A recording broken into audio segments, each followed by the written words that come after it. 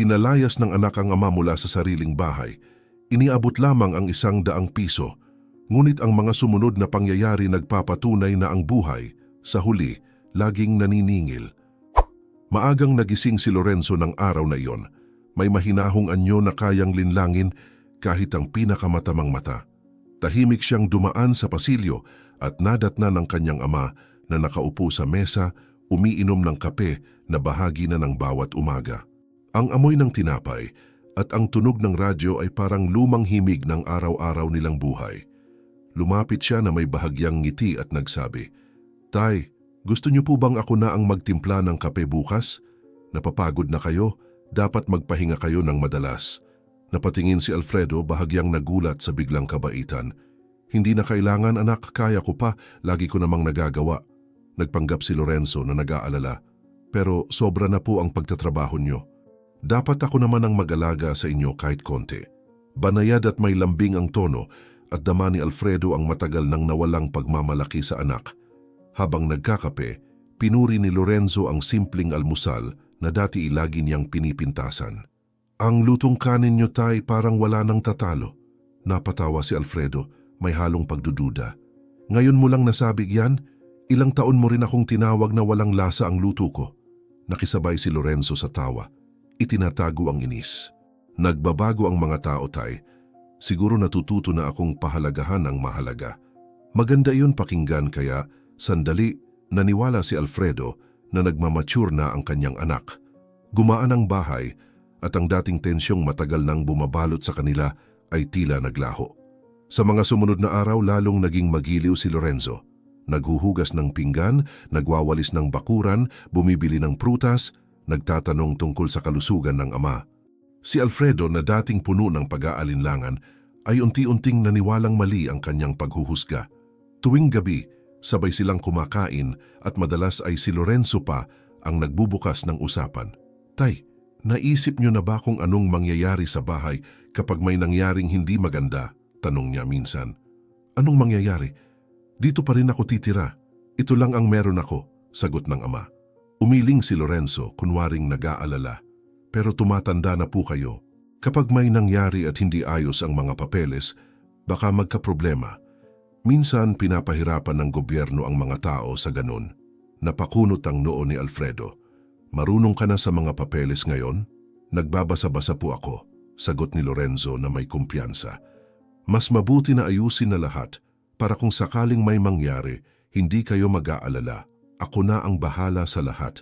Wala siyang nakita ni Katiting na kasamaan sa sinabi ng anak. Sa halip, tila gumaan ang loob niya dahil pakiramdam niya, inaalala na siya ni Lorenzo. Ilang beses pa nilang napag-usapan ang tungkol sa mga papeles sa mga sumunod na araw. Lagi itong ipinapasok ni Lorenzo sa mahinahong paraan. "Ayokong magkaroon tayo ng abala, tay. Delikado ang panahon ngayon. Paano kung may gustong kumuha ng hindi atin?" Titig na titig si Alfredo, nagtataka kung kailan naging ganoon kaseryoso ang dating rebelde niyang anak. "May punto ka, anak. Siguro nga kailangan ng ayusin. Ayokong mag-alala ka pa." Napangiti si Lorenzo, halos totoo. "Makikita niyo, tay, magiging maginhawa para sa ating lahat." Pagsapit ng katapusan ng linggo, magkasama silang pumunta sa notaryo. Isinuot ni Alfredo ang paborito niyang asul na polo na ginagamit lang sa mga espesyal na okasyon at nagpatak ng pabango, parang may kasal na pupuntahan.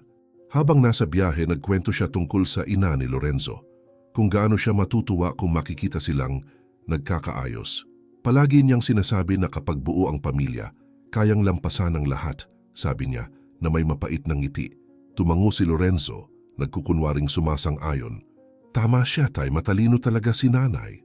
Habang inaasikaso ang mga dokumento, maingat na ipinaliwanag ng empleyado ang bawat papel at pumirma si Alfredo ng may kumpiyansa. Hindi alam na higit pa sa pirma ang ibinibigay niya. Tumingin siya sa anak at sinabi, "Ngayon, nasa pangalan mo na lahat, anak. Maganda ang pakiramdam, alam kong sa iyo mapupunta ang bahay. Ganyan dapat ang isang ama." Mahinang tugon ni Lorenzo, "Salamat, tay. Makakaasa kayo sa akin." Pag-uwi, magaan ang pakiramdam ni Alfredo. Nagplano pa siyang magtanim ng bagong mga bulaklak sa hardin at ipaayos ang bubong. "Ngayon ayos na ang lahat, makakatulog na akong payapa," sabi niya. Hindi alam na iyon na ang paalam sa katahimikan ng kanyang buhay. Tahimik lang si Lorenzo sa biyahe, nakatingin sa labas ng bintana ng bus. Malamig ang mga mata at iniisip na ang kinabukasang wala ng mga hadlang. Pagdating sa bahay, naghanda ng hapunan si Alfredo, masaya at puno ng pagmamalaki.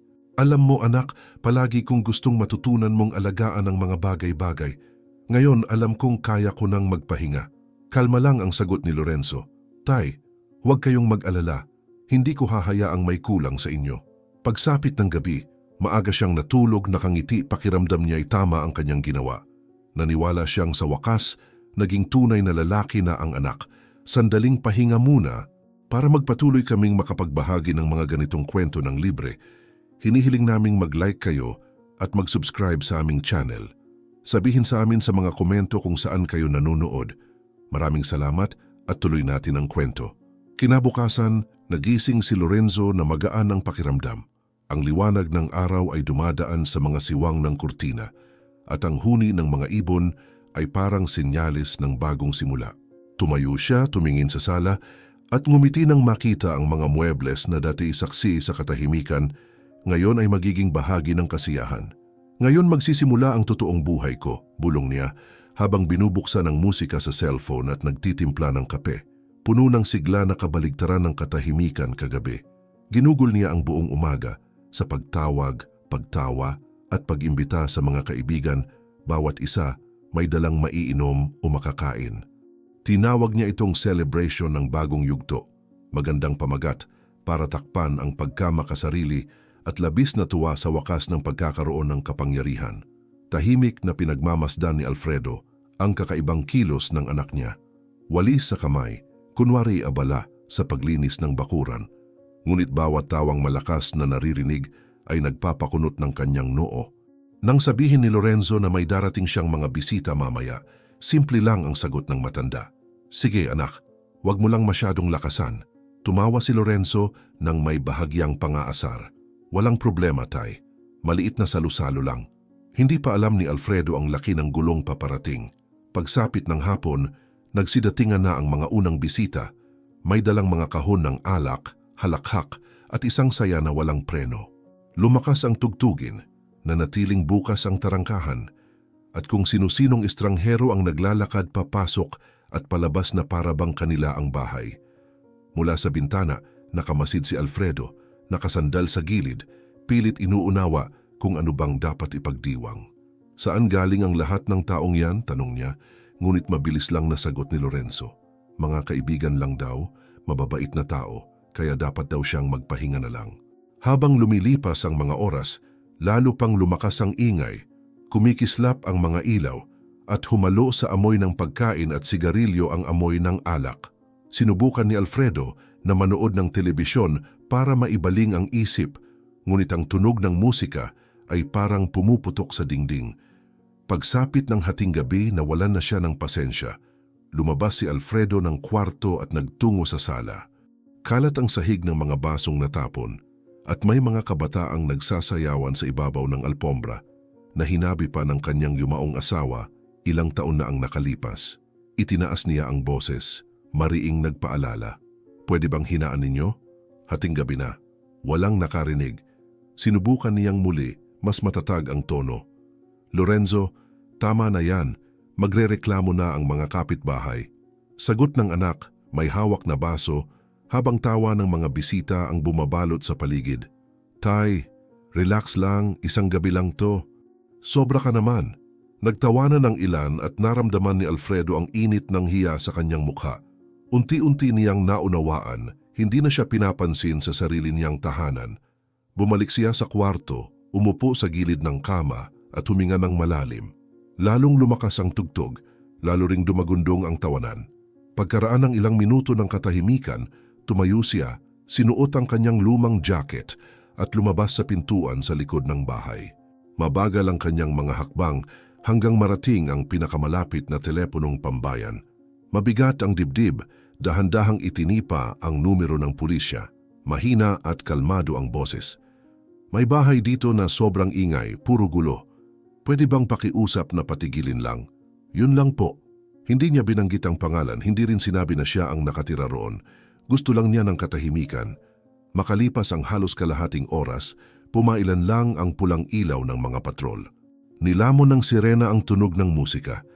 2 pulis ang bumaba sa sasakyan at pumasok sa bukas na tarangkahan. Biglang tumigil ang tugtugin at ang tawanan ay napalitan ng mga bulungan. Tapos na ang party. Kailangan na nating itigil to ngayon, wika ng isang opisyal.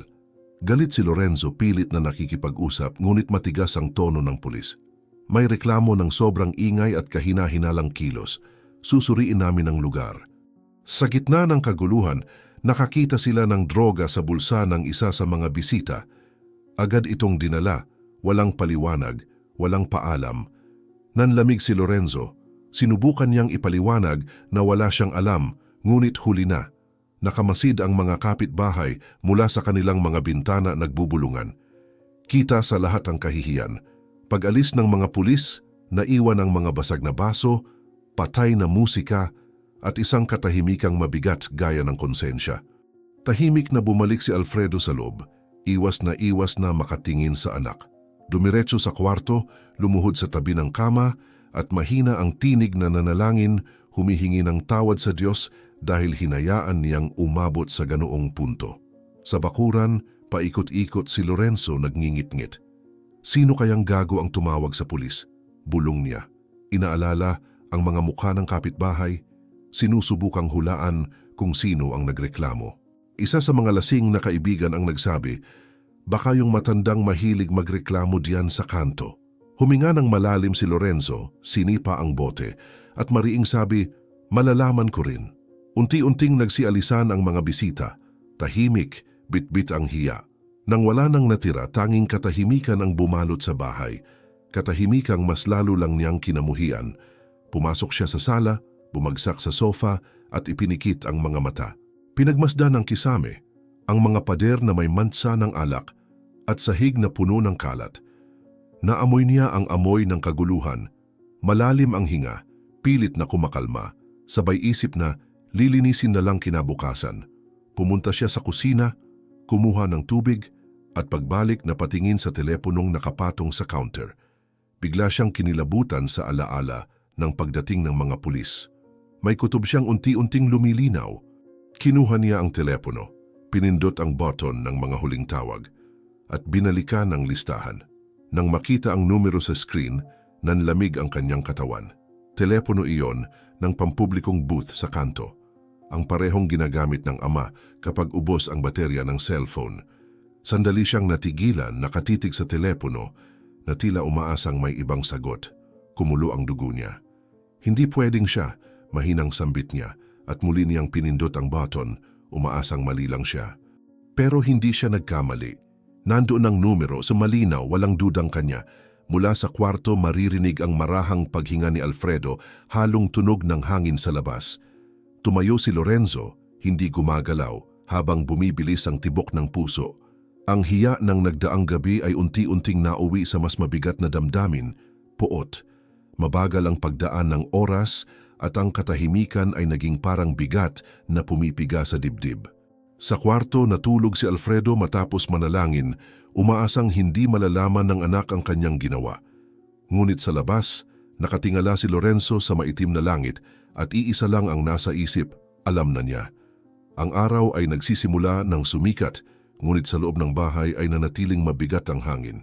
Halos masakit ang katahimikan, napuputol lamang ng kaluskos ng mga tasang inilalapag ni Alfredo sa mesa.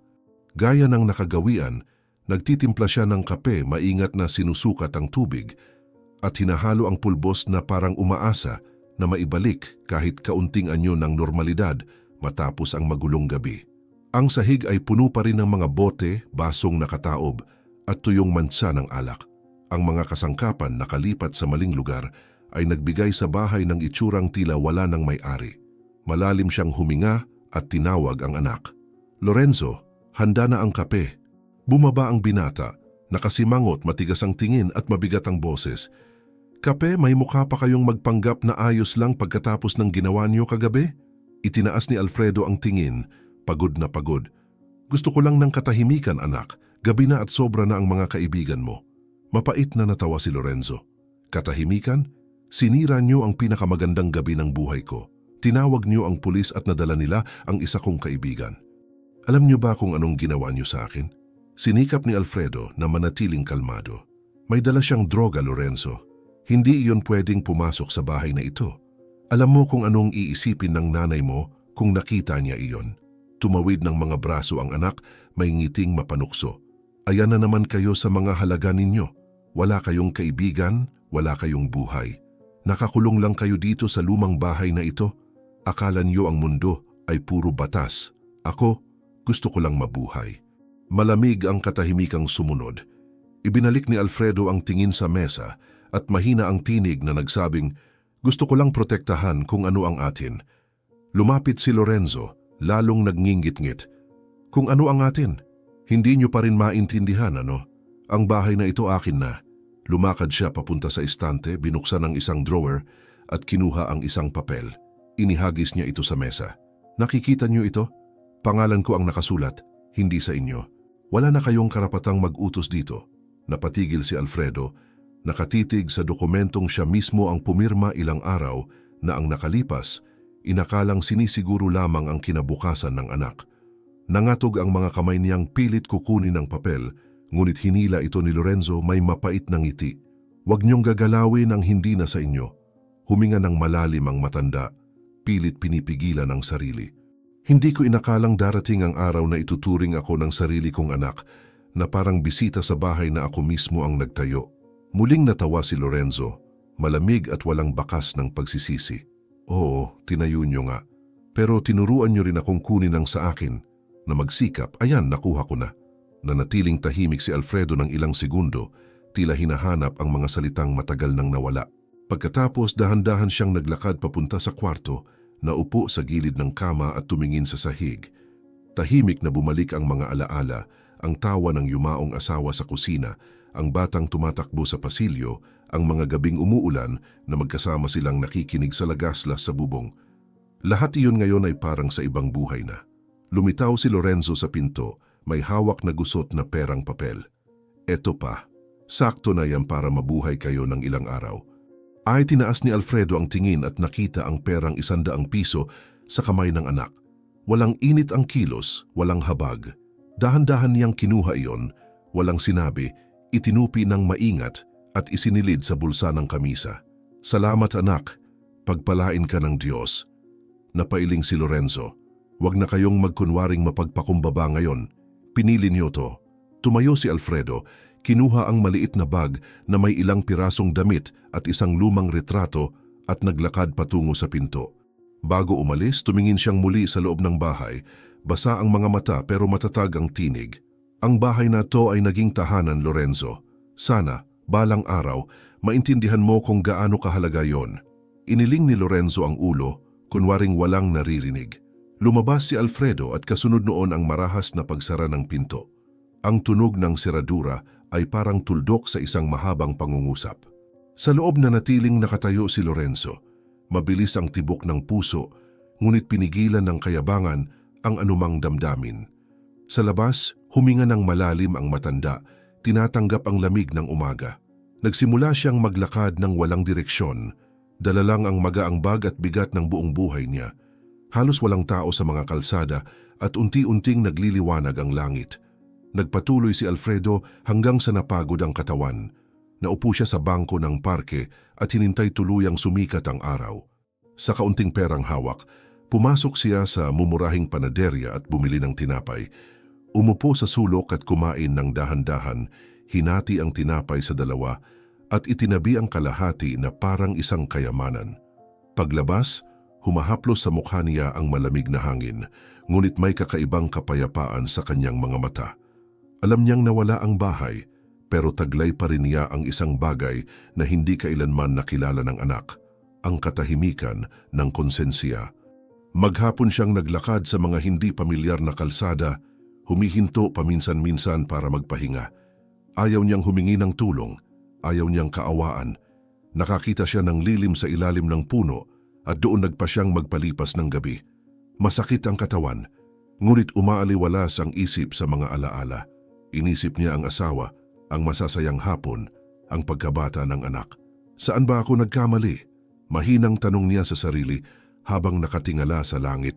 Ang malayong ingay ng lungsod ay tila sumasagot sa kanya sa pamamagitan ng katahimikan. Pagkalipas ng isang linggo, damana ni Alfredo ang bigat ng buhay sa lansangan. Malapit nang maubos ang kaunting perang ibinigay ng anak at bawat baryang hawak niya ay tila mas mabigat kaysa sa tunay nitong halaga. Naglalakad siya sa masisikip na bangketa, iniiwasan ng mga nagmamadaling taong ni hindi man lang tumitingin sa kanya. Masakit ang katawan, kumakalam ang sikmura. Ngunit pilit niyang pinananatili ang dignidad kahit natutulog sa malamig na semento. Naglakad siya ng walang patutunguhan, pinagmamasdan ang mga mamahaling damit sa mga tindahan at naaalala ang panahong nagtatrabaho siya araw at gabi para lamang sa mga pangunahing pangangailangan. Diyos ko, ipakita mo sa akin ang daan, mahinang dasal niya habang naupo sa isang lumang upuan sa parke upang magpahinga. Matao ang lungsod, mga busina, tawanan, sigawan ng mga nagtitinda. Sa gitna ng ingay, may boses na umalingaw-ngaw, magiliw at mapilit. Sir, subukan niyo po ang swerte niyo. Baka ngayong araw na. Lumingon si Alfredo at nakita ang isang lalaking may ngiting pagod ngunit tapat, si Lazaro. Nagbebenta ng mga tiket sa loto, may lumang bag na nakasabit sa balikat. Bahagyang ngumiti si Alfredo at umiling. Kaibigan, matagal nang hindi dumarating ang swerte sa buhay ko. Hindi sumuko si Lazaro. Iniabot ang isang makulay na tiket. Hindi natin alam, minsan nandyan lang, naghihintay lang mapansin. Sandaling nag-alinlangan si Alfredo, kinapa ang bulsa at binilang ang natitirang barya, sakto lang para sa isang tinapay at kape. Huminga siya ng malalim at tumugon, "Sige na, bigyan mo ako," para lang hindi sabihin na sumuko na ako sa lahat. Binili niya ang tiket, hindi dahil sa pag-asa, kundi sa kapritsyo. Maingat niyang tinupi ang papel at inilagay sa bulsa, na parang isang alaala, hindi isang pangarap. Nagpasalamat siya at nagpatuloy sa paglalakad hanggang sa dapit hapon. Nang lumamig ang hangin, nakakita siya ng masisilungan sa ilalim ng isang bubong ng tindahan. Humiga siya, sumandal sa pader, at tinakpan ang mukha ng kanyang lumang jacket. Mabagal lumipas ang gabi, sinasabayan ng ugong ng mga sasakyan at hampas ng malamig na hangin. Pagsikat ng araw, dahan-dahan niyang iminulat ang mga mata. Matigas ang katawan, tuyong-tuyo ang lalamunan. Naalala niya ang tiket at inilabas ito mula sa bulsa. Napangiti siya, natatawa sa sarili. Tingnan mo nga naman ako, bumibili ng papel na ganito na parang kayang baguhin ang buhay. Sa sandaling iyon, narinig niyang may dalawang lalaking nag-uusap malapit sa kanto tungkol sa isang bar na magpapalabas ng live na draw ng loto. Nakaramdam si Alfredo ng kakaibang kuryosidad. Hindi dahil umaasa, kundi dahil kailangan lang niya ng dahilan para maglakad muli. Pagsapit ng gabi, pumasok siya sa maliit na bar at umupo sa pinakadulong mesa. Umorder lamang siya ng isang baso ng tubig. Sa maliit na telebisyon sa dingding, nagsimula na ang live draw at puno ng tao ang lugar, mga matang sabik at pusong nagdarasal. Magsimulang mag-anunsyo ng mga numero ang host sa TV. Kinuha ni Alfredo ang tiket, sinuot ang kanyang salamin at isa-isang sinuri. Mabilis na bumilis ang tibok ng kanyang puso nang magkatugma ang unang tatlong numero. Hindi maaari, mahina niyang sabi, sabay tingin muli. Ang ika-4, ika-5, ika-6, lahat tama. Napapikit siya, may kilabot na dumaloy sa katawan, nanginginig ang mga kamay, ngunit kalmado pa rin ang mukha. Habang naguunahan sa sigawan ng mga tao sa paligid, si Alfredo ay tahimik lang nang ngumiti. Dahan-dahan siyang tumayo, itinupi ang tiket at isinilid sa bulsa.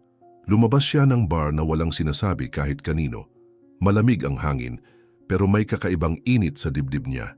Naglakad siya ng dahan-dahan, tumingala sa kalangitan at mahina niyang sinabi, "Salamat Panginoon, hindi ako karapat-dapat, pero pinakinggan mo ako." Sa unang pagkakataon matapos ang mahabang panahon, naniwala siyang pwedeng magsimulang muli ang buhay. Makalipas ang ilang araw, nagtungo siya sa opisina ng loto upang kumpirmahin ang resulta. Namangha ang empleyado nang makita ang matandang marungis na may hawak na tiket na nagkakahalaga ng milyon. Tahimik lang si Alfredo. "Wala akong gustong publicity," sabi niya. "Hindi ko kailangan ng dyaryo o TV, gusto ko lang ng kapayapaan." Ginamit niya ang pera para bumili ng bahay na hindi marangya, ngunit maluwag at payapa, nasa kalsadang napapaligiran ng mga puno. Pininturahan niya ng mapuputing kulay ang mga dingding at pumili ng mga simpleng muebles na nagbibigay ginhawa. Bawat sulok, bawat upuan ay parang hakbang pabalik sa dignidad na nawala sa kanya. Di nagtagal, bumili rin siya ng maliit na kotse, sapat para makapamili at makapaghatid ng tulong. Bumibili siya ng pagkain at mga damit upang ipamigay sa mga plaza kung saan dati siya natutulog. Isang umaga, muling nakita siya ni Lazaro at halos hindi makapaniwala. Ngumiti si Alfredo at tinawag siya. Ikaw ang nagbenta ng tiket na nagbago ng lahat. Ginamit ng Diyos ang mga kamay mo para bigyan ako ng isa pang pagkakataon. Walang masabi si Lazaro at inabot ni Alfredo ang isang sobre. Hindi ito bayad, pasasalamat lang. Sana magpatuloy kang magbigay ng pag-asa sa iba. Unti-unting bumalik ang sigla ni Alfredo. Nagtanim siya ng mga bulaklak sa hardin, nakikipagkwentuhan sa mga kapitbahay at nagdarasal tuwing dapit hapon. Ngunit kahit magaan ang puso, may mga sandaling napapatingin siya sa tarangkahan nag-iisip. Kumusta na kaya ang anak ko? Bulong niya. Sinusubukang itago ang hapdi. Mahal pa rin niya si Lorenzo sa kabila ng lahat. Alam niyang ang galit ay lason na unti-unting pumapatay, kaya pinili niyang patawarin ng tahimik. Samantala, iba ang direksyon ng buhay ni Lorenzo. Ang dating masiglang bahay ay tila naging abandonadong lugar. Isa-isang naglaho ang mga kaibigan matapos siyang masangkot sa gulo sa pulisya. Tumigil ang mga kasiyahan, napalitan ng katahimikan at tunog ng mga yapak sa walang laman na pasilyo. Marumi ang kusina, may mantsa ang kalan at halos walang laman ang ref. Hindi niya kailanman natutunang magluto gaya ng kanyang ama, kaya instant noodles at pagkain sa labas na lamang ang kayang kainin. Lumipas ang ilang buwan mula nang mawala si Alfredo sa buhay ng anak, at ang katahimikang dati parang tagumpay ay unti-unting naging pabigat sa isip ni Lorenzo. Mabigat ang mga umaga sa bahay, ang tunog ng sariling mga yapak na lang ang madalas niyang marinig. Wala nang tawanan, wala nang boses ni amoy ng bagong timplang kape. Nag-ipon ng alikabok ang mga muebles, naging gubat ang hardin at patuloy na dumadami ang mga bayaring nakatambak sa mesa. Tapos na ang mga kasiyahan, naglaho na ang mga kaibigan, at ang pag-iisang matagal niyang hinangad ay naging tila parusa. Isang hapon, habang nakaupo sa tapat ng bintana, naalala niya kung paano inaalagaan ng ama ang lahat. Nandyan pa kaya siya? Mahina niyang sabi, hindi dahil sa pangungulila, kundi dahil sa kuryosidad. Hindi niya maramdaman ang pagsisisi. Gusto lang niyang malaman kung saan napunta ang matandang palaban na iyon. Unti-unti, nagsimula siyang magtanong sa mga lugar na alam niyang tinutuluyan ng mga palaboy. Dumadaan siya sa mga plaza, palengke, at silungan, hawak ang lumang larawan ni Alfredo sa kanyang cellphone. Nakikita niyo na po ba ang lalaking to? Madalas niyang itanong. Kadalasan umiling lang ang mga tao, sinasabing marami raw ang kamukha.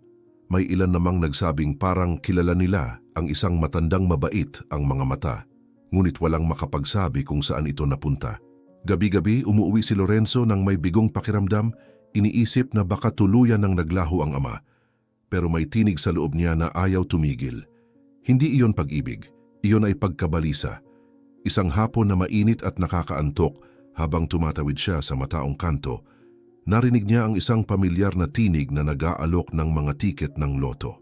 Napalingon siya at nakilala si Lazaro, ang parehong nagtitinda na ilang ulit niyang nadaanan noon. Lumapit siya, may halong pagtataka. Nagbebenta ka pa rin ng mga tiket? Tanong niya. Napatingala si Lazaro, tila nagulat sa pamilyar na mukha. Oo, araw-araw pa rin. Ikaw naman, maswerte pa rin ba o laging nagmamadali? Napangiti si Lorenzo ng pilit. Wala sa dalawa. Sa totoo lang may hinahanap ako. Isang matanda, ang pangalan niya Alfredo. Nakita mo na ba siya minsan? Sandaling natahimik si Lazaro. Pinagmasdan ang mukha ni Lorenzo bago siya marahang ngumiti. Si Alfredo, naaalala ko siya. Tahimik, magalang. Bumili siya sa akin ng tiket noon at alam mo ba? Siya ang nanalo sa premyo. Nabago ang buhay niya at bumalik pa rito pagkatapos para magpasalamat. Napatigil si Lorenzo, parang natigilan ang paghinga. Anong ibig mong sabihin, siya ang nanalo? Tanong niya, bahagyang nanginginig ang boses. Inayos ni Lazaro ang bag sa balikat bago sumagot. Oo, siya nga. Bumalik pa rito, may dalang sobre na puno ng pera. Sabi niya, gusto niyang tulungan akong palaguin ang negosyo. Sabi pa niya binigyan daw siya ng Diyos ng pangalawang pagkakataon. Mabuting tao yon. Napangiti si Lorenzo, ngunit nakatingin sa lupa, pilit tinatago ang totoong nararamdaman. At sinabi ba niya kung saan siya nakatira ngayon? Nag-isip sandali si Lazaro bago tumango. Oo, iniwan niya sa akin ang address. Sabi niya, kung may magtatanong pwede kong ibigay. Gusto mo bang ibigay ko sa'yo? Nilagay ni Lorenzo ang kamay sa balikat ng lalaki, kunway emosyonal. Pakiusap, siya ang tatay ko. Gusto ko lang makita kung ayos siya. Kailangan kong magpasalamat.